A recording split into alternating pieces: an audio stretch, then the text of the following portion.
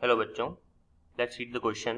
The question says a commercially sold concentrated HCl is 35% of HCl by mass.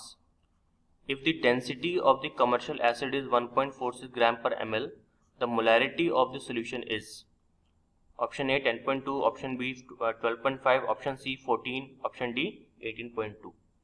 इस question को solve करने से पहले हम लिख लेते हैं इसका की कॉन्सेप्ट.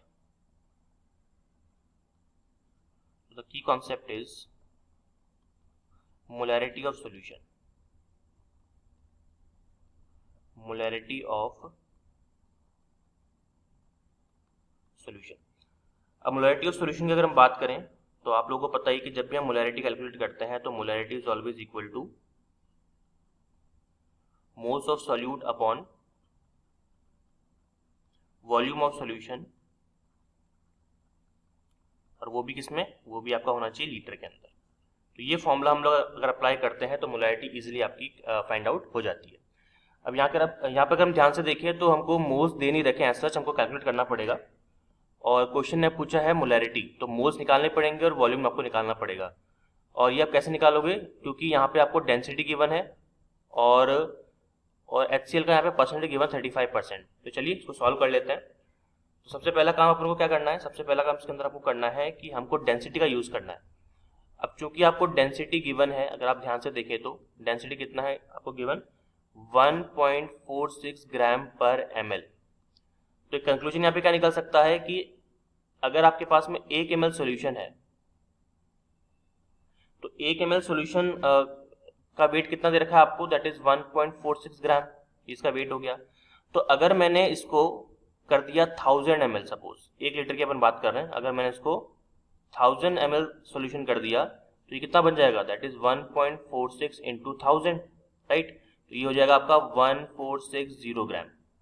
तो हमारे पास वेट आ गया है 1460 ग्राम.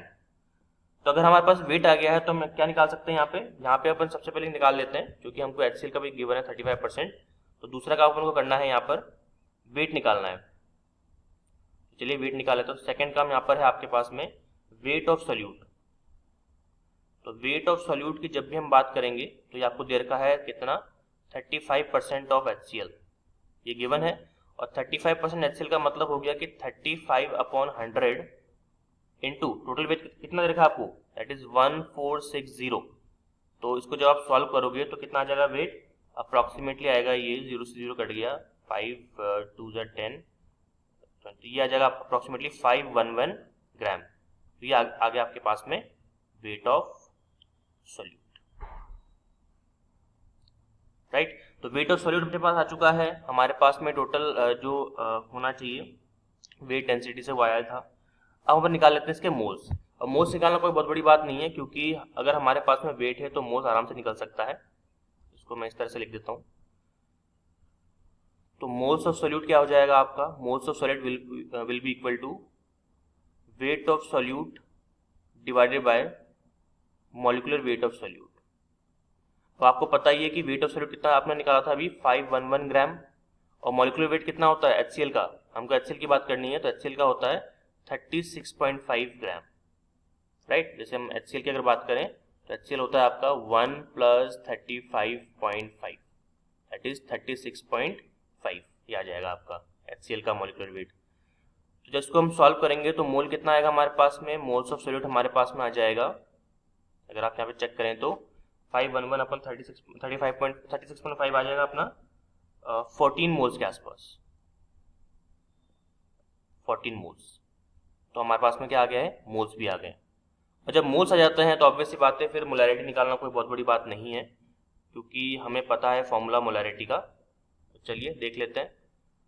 तो फॉर्मूला अपन यूज करेंगे, that is capital M is equals two moles of solute divided by volume of solution in litres. तो देखिए मोल्स ऑफ सॉल्यूट कितना है अपने पास में, दैट इज 14 मोल्स. और वॉल्यूम कितना दे रखा था अपन ने, तो वॉल्यूम अपन ने निकाल लिया था, दैट इज अज्यूम करके 1000 ml. तो यहाँ पे 1000 ml का मतलब हो गया 1 लीटर, तो 1. तो आंसर कितना आ जाएगा आपके पास में, molarity will be equal to 14 m. ये आ गया जी आंसर. तो मैच करते हैं ऑप्शन के साथ में. तो as you can see option C will be your right answer. Final answer क्या हो गया इसके अंदर आपका, option number C. Hope you understood it well. All the very best.